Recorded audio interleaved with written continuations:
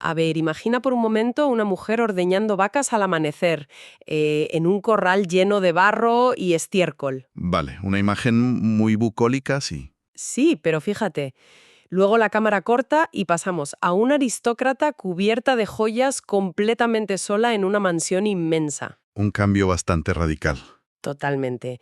Y bueno, finalmente la escena nos lleva a un teatro abarrotado donde de repente el público se levanta, murmura con mucha decepción y te da la espalda. Te dejan ahí solo en el escenario. Madre mía, parece el tráiler de una película surrealista, de estas de arte y ensayo europeas. Sí, sí, tal cual. Pero en realidad acabamos de resumir el que probablemente sea el mapa psicológico más preciso sobre la madurez, el esfuerzo y, bueno, el éxito humano. Es un recorrido visual muy desconcertante si alguien lo toma de forma literal. Claro. Pero la potencia de estas tres imágenes radica precisamente en lo que esconden bajo la superficie. O sea, no son escenas aleatorias para nada. Ajá. Confluyen en un punto matemático y simbólico muy, muy específico, que es el grado 28 del signo de Aries. Eso es. Y para desentrañar qué nos dice exactamente ese grado sobre la vida, esta inmersión profunda va a cruzar tres visiones clásicas. Exacto. Porque, claro, cuando entramos en el terreno de los textos simbólicos y esotéricos, pues necesitamos situarnos un poco. Estamos hablando de tres sistemas de clarividencia y astrología de, finales del siglo XIX y principios del XX. Sí, un momento histórico muy prolífico para esto. Total. Son las visiones galesas de Charubel, por un lado, luego las imágenes de origen italiano recopiladas en la Bolasfera, y por último, ese gran experimento esotérico estadounidense que son los símbolos sabianos. Son tres textos muy distintos. Muy distintos. Tres autores que no colaboraron entre sí en absoluto, intentando traducir la experiencia humana a metáforas puras justo en este grado exacto. Y fíjate, la coincidencia entre los tres es lo que nos permite extraer un armazón analítico real. Claro, no es casualidad. Exacto. O sea, el objetivo hoy no es hacer predicciones místicas raras, sino diseccionar un ciclo vital. Cada uno de estos tres sistemas captura una fase crítica del desarrollo humano.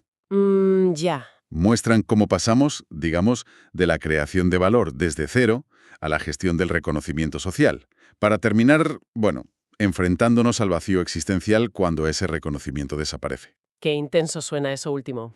Pero, a ver, empecemos por la base, porque es la imagen menos glamurosa de las tres con diferencia. Desde luego. Vamos a sumergirnos primero en la visión de Charubel. El texto literal que nos da este autor para este grado es el siguiente, cito textualmente. Adelante. Dice, un corral con gran número de vacas, una mujer ordeñando una vaca, un lechero, un vendedor o distribuidor de productos tales como leche, queso o mantequilla. Ajá. Y el significado principal que le otorga es la representación de una vida laboriosa enfocada puramente en la producción y la distribución práctica. O sea, el contraste con lo que solemos imaginar al hablar de sabiduría antigua es brutal, ¿verdad? Sí, sí, yo la verdad es que me esperaba otra cosa. Claro, uno espera encontrar reyes, espadas místicas, estrellas fugaces, cosas así. Exacto, magia. Y Charubel va y nos planta en medio del olor a heno húmedo y el trabajo físico de madrugada. Nos sitúa en la fase más terrenal y física de la existencia. Es que Charubel es la etapa de la incubación. Yo lo veo como el sistema radicular de un árbol inmenso que crece en la absoluta oscuridad del subsuelo. Una buena analogía, sí. Porque, a ver, nadie ve las raíces, nadie las aplaude, no salen en las fotos. Pero sin esa red de raíces ahí metidas en el barro, el árbol colapsará al primer vendaval del éxito. Totalmente. Además, el texto es muy específico al mencionar productos como la leche, el queso y la mantequilla. Se centra muchísimo en bienes de primera necesidad. Pero yo te lanzo una pregunta. Dime. ¿Por qué una imagen tan mundana, tan de la rutina diaria, se eleva a la categoría de símbolo de conocimiento profundo? Bueno, el detalle de los lácteos es la clave para entender el mecanismo de esta fase. ¿Ah, sí? Sí, piensa que la leche es el alimento primordial. Es lo primero que nos nutre al llegar al mundo. Claro, cierto. Lo que Charubel nos está explicando es que no hay desarrollo real sin una base de, como dice el texto, vida laboriosa. Una base que aporte un valor innegable y tangible a la sociedad. O sea, crear algo útil. Eso es. El acto de ordeñar y la figura del distribuidor lo que simbolizan es el esfuerzo sostenido para crear algo que otros necesitan desesperadamente para subsistir. Ya veo. Antes de buscar aplausos o validación, la psique humana necesita forjar su propia utilidad. Es el trabajo rústico constante y muy silencioso. Mm. Entendido así, es como el motor invisible de cualquier proyecto o economía. Exactamente. ¿Es como el escritor tecleando durante horas en un cuarto oscuro sin que nadie le lea aún? ¿O el investigador repitiendo el mismo experimento 1000 veces en el laboratorio? O el pequeño emprendedor empaquetando cajas en su garaje de madrugada. Sí, sí, pura creación de valor. Pero claro, ese trabajo en la sombra, por pura ley de causa y efecto, no se queda oculto para siempre. No es imposible. Alguien acaba probando ese queso que has hecho, alguien acaba leyendo ese libro. Y ahí es donde la vida nos empuja a la siguiente fase. Pivotamos de ese aislamiento embarrado a la recompensa social. Claro, el salto evolutivo es inevitable. El valor que has ido acumulando empieza a generar magnetismo. Y eso nos introduce de lleno en la segunda fuente que vamos a analizar. ¿Qué es? La bolásfera. Eso es. Y fíjate, la imagen literal aquí rompe por completo con el entorno ruidoso y colectivo del corral de vacas. El símbolo exacto es, cito, una mujer blanca, ricamente ataviada y sola. Un contraste absoluto. Total, el texto describe una naturaleza rica y beneficente que atrae el éxito, la atención y amistades gracias a su bondad. Y dice que el éxito llega a través de una mujer o de consejos amigables, otorgando la oportunidad de expresión y una debida recompensa. Ujú. Y aquí todo pivota sobre una palabra clave muy concreta, que es favor. Favor es un concepto fascinante en este contexto porque engloba todo lo que es el capital social. Vale. El texto habla de una naturaleza beneficente. Pero si lo bajamos a la tierra, a la psicología práctica, está hablando de tener don de gentes. De caer bien, básicamente. Eso es. De esa persona que entra a una sala y, respaldada por supuesto por el trabajo duro que ya hizo en la fase de Charubel, Claro, no viene de la nada. exacto, pues entra y cae bien, genera confianza y atrae contactos valiosos de forma casi natural sin forzarlo. O sea, yo la verdad, leyendo esto, me llama mucho la atención la contradicción de esta imagen. ¿En qué sentido? Pues, por un lado, atrae amistades y éxito constante, pero la figura central, la mujer, está sola. Me resulta paradójico que alguien que amasa tanto favor y tanta atención termine aislada. Es una paradoja, sí. Suena a que la cima del éxito, aunque esté llena de ropajes ricos y joyas, es un lugar tremendamente solitario, ¿no crees? Es una lectura muy aguda del símbolo, la verdad. El aislamiento de esta figura ricamente ataviada nos explica perfectamente el mecanismo del liderazgo y del estatus social. A ver, explícame eso. Pues cuando una persona asciende socialmente, cuando se convierte en el centro de atención o en la fuente de los favores para los demás, la dinámica de sus relaciones cambia por completo. Ya, la gente te ve distinto. Claro, disfruta de la compañía, sí. Recibe esos consejos amigables que dice el texto, pero en su fuero interno, la responsabilidad y la propia posición la separan del resto. Te ponen en un altar. Exacto. Está en un pedestal, y los pedestales, por definición, solo tienen espacio para una persona. Fíjate, hay otra parte del texto de la bolásfera que me genera cierta incomodidad, tengo que confesarlo. A ver, Plantea una dualidad.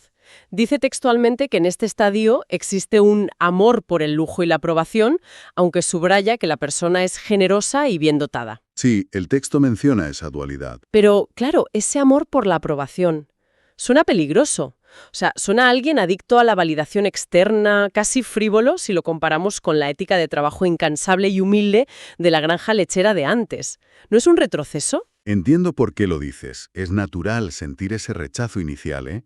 Porque hoy en día solemos penalizar mucho moralmente el deseo de reconocimiento. Lo vemos como algo egoico. Claro, como buscar likes todo el rato. Sí, pero la bolásfera aborda la psicología humana sin juicios de valor. Vale. Ese amor por el lujo y la aprobación no es una patología aquí, no es algo tóxico. Es simplemente un estadio mecánico del desarrollo. Una fase más. Exacto. La persona ha trabajado duro en el barro, ha acumulado mucho valor interno y finalmente la sociedad le devuelve una imagen de sí misma envuelta en éxito. Ya entiendo. Disfrutar de esa belleza material y saborear la validación es puramente humano. Es, como dice el texto literal, la debida recompensa. O sea, es como si el ego necesitara ese baño de masas para consolidarse antes de dar el siguiente paso evolutivo. Totalmente. El capital social, las conexiones, la gracia, Son herramientas legítimas. No puedes expandir tu impacto en el mundo solo ordeñando vacas en la oscuridad.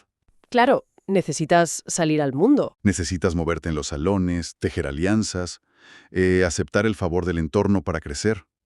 El peligro, por supuesto, no está en disfrutar de la aprobación, Sino en creértela demasiado. sino en creer que esa aprobación es permanente y que emana de ti como si fuera magia. Uf, y ese es el puente perfecto hacia el desastre inminente que viene ahora. Sí, aquí viene la caída. Porque claro, si basas toda tu identidad en ser esa figura ricamente ataviada que atrae el favor de todo el mundo, estás dejando todo tu valor en manos de terceros. ¿Dependes de ellos al 100%? El aplauso es muy embriagador, el reconocimiento social es comodísimo. Pero las modas pasan, el capital social es frágil. Muy frágil. Y esto nos arroja directamente a la tercera y última fuente que actúa, la verdad, como el golpe de realidad definitivo para este grado zodiacal: los símbolos sabianos. Es que el cambio de escenario aquí es despiadado. Es la prueba de estrés definitiva de todo el sistema de creencias que hemos construido hasta ahora. El texto literal de los símbolos sabianos nos da una imagen devastadora en solo 6 palabras. Dice así: una gran cantidad de público desilusionado. Un jarro de agua fría. Imagínate, después de la granja laboriosa y de la riqueza espléndida de la bolasfera, el ciclo termina con una audiencia masiva que te da la espalda. Sí, te abandonan. La interpretación de este texto explora la fugacidad de las recompensas externas y de la vida cuando se toman de manera literal y superficial. Ajá. Advierte que la desilusión llega, y llega inevitablemente cuando el individuo aprende que no puede depender del aplauso de sus iguales, ni usar, cito, el humor fugaz de las masas como guía para sus propios valores. El contraste psicológico es abismal si lo piensas. Es un abismo, sí. Hemos pasado de buscar y recibir el favor de todos a enfrentarnos al rechazo colectivo en su máxima expresión. Es que de verdad es imposible leer esto y no pensar en el fenómeno actual de la fama y la atención pública. Totalmente aplicable hoy en día. Imagina a un creador de contenido o a un artista o un profesional de cualquier sector que ha construido toda su identidad y su éxito basándose en la aprobación constante de la bolasfera. Alguien que vive del estatus. Exacto. Y un día el algoritmo de las redes sociales cambia de forma arbitraria. O la economía da un giro brutal o simplemente el público se aburre de ti. Sí.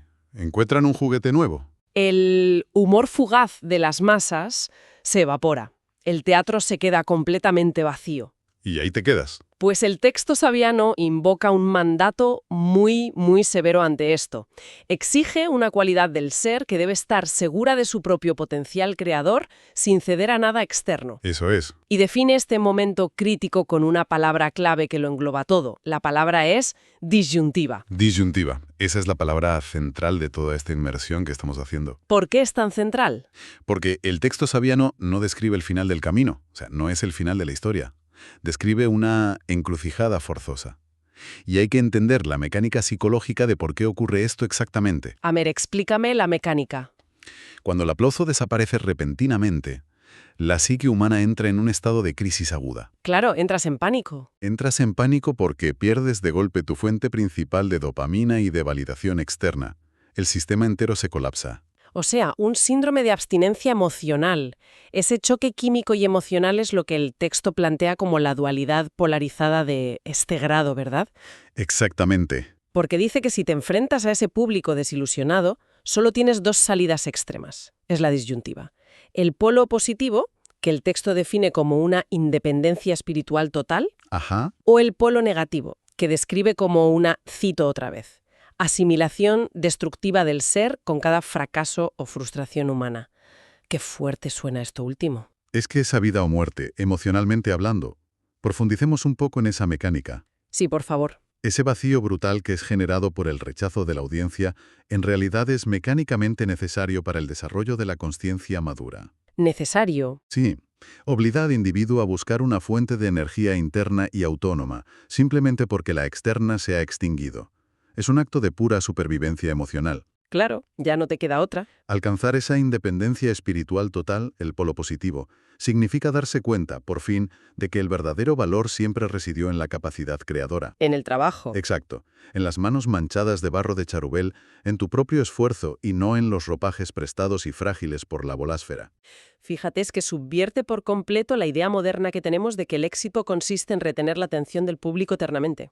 Por completo. Nos está diciendo que la liberación real, la independencia auténtica, solo llega cuando te atreves a decepcionar a la audiencia o cuando te da igual hacerlo. Es muy liberador en el fondo. Lo es. Pero, ¿y qué pasa mecánicamente si la persona no logra hacer ese giro hacia su interior? ¿Cómo opera esa asimilación destructiva del polo negativo que menciona el texto? Bueno, si no logras desarrollar ese centro de gravedad interno, ocurre la asimilación destructiva. Y esto significa, literalmente, que la persona internaliza la desilusión del público. Se la traga. Se la traga y la convierte en su propia identidad, se fusiona con el rechazo. En lugar de decir, bueno, el público ha cambiado de opinión, son modas, la persona concluye, yo no valgo nada. Uf, qué duro. Deja que el fracaso social apague cualquier chispa creativa que tuviera. Se vuelve cínica, resentida y, en última instancia, acaba destruida por el peso de unas expectativas externas que, de todos modos, era imposible cumplir siempre. Madre mía. Es una disección fascinante de la resiliencia humana. O sea, si nos alejamos un momento de los textos y observamos el panorama completo, la síntesis de estas tres visiones sobre este grado 28 de Aries nos regala un mapa. Un mapa perfectísimo. Un mapa que además podemos aplicar a casi cualquier proyecto vital de cualquier persona. Es que es un patrón fractal, ¿eh? Se repite a macro y microescala. Sí, sí. Se repite en las carreras profesionales de décadas, en la creación artística de un solo disco e incluso, fíjate, en las relaciones personales a largo plazo. Es verdad. Si hacemos el ejercicio ahora de trasladar todo esto a nuestra propia experiencia diaria, vemos claramente el trayecto. A ver, resúmelo. Pues primero arrancamos en la granja de Charubel. Es esa fase donde no hay reconocimiento, solo hay disciplina pura. Nos levantamos temprano a producir leche y mantequilla. A sudar la gota gorda. A sudar, sí. A generar ese valor real y tangible que el mundo necesita, forjando nuestras raíces en el barro y sin que nadie nos aplauda. Es la fase de la utilidad pura, donde la persistencia construye la estructura sólida que sostendrá todo lo demás. Si fallas ahí, la casa se cae. Claro, y luego la vida nos empuja a la bolásfera. El trabajo de la granja da sus frutos. Entramos en los grandes salones, nos ponemos esos ropajes ricos de los que hablaba el símbolo. La fase dulce.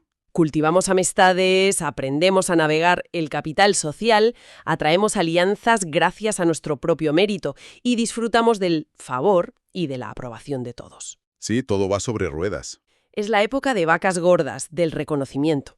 Pero claro, viene cargada con el peligro sutil pero constante de olvidar quiénes somos y volvernos unos adictos a esa mirada externa que nos valida. Es la fase de la expansión, sí, pero también de la tentación.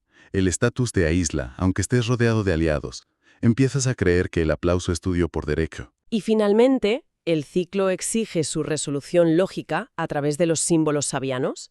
El humor de las masas cambia, el favor se agota de un día para otro, y nos encontramos de frente con un público desilusionado. El choque con el muro. Es el batacazo inevitable, y ahí, en el silencio abrumador del rechazo, nos enfrentamos a la gran disyuntiva, a esa encrucijada. El momento crítico. ¿O dejamos que la pérdida del aplauso nos destruya por completo, asimilando la frustración del entorno? Ajá. ¿O utilizamos ese vacío inmenso para descubrir una independencia espiritual absoluta, confiando por fin y de manera inquebrantable en nuestro propio potencial creador, al margen de si alguien mira o no? Es la fase de la emancipación.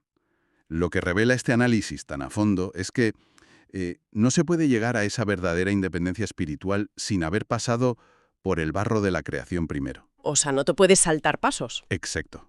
Y tampoco sin haber experimentado, y luego perdido, el espejismo de la validación social. El fracaso público en este modelo no es un error del sistema. No. No, es la graduación del proceso.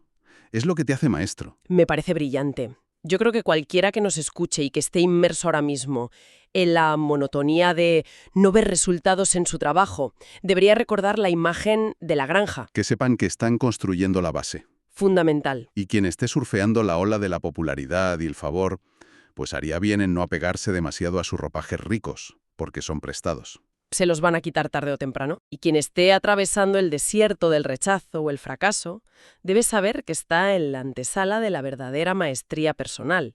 Está justo frente a la disyuntiva más importante de su vida. Totalmente. Es un esquema que nos obliga a desmitificar el fracaso por un lado y a relativizar muchísimo el éxito por el otro. Ambos son simples herramientas, estaciones de paso en la formación del carácter. Es un viaje monumental, la verdad, desde la dependencia absoluta de la materia, pasando por la dependencia absoluta de la sociedad, hasta culminar en la libertad total del individuo. Un viaje completo, sí. Y bueno, para cerrar este análisis, a mí me gustaría dejar en el aire una reflexión final, un pensamiento que creo que le da una vuelta de tuerca a todo este proceso y que sinceramente invita a meditar largo y tendido. Siempre es necesario un último giro que nos obligue a cuestionar nuestras propias certezas. A ver, dispara. Pues, a ver.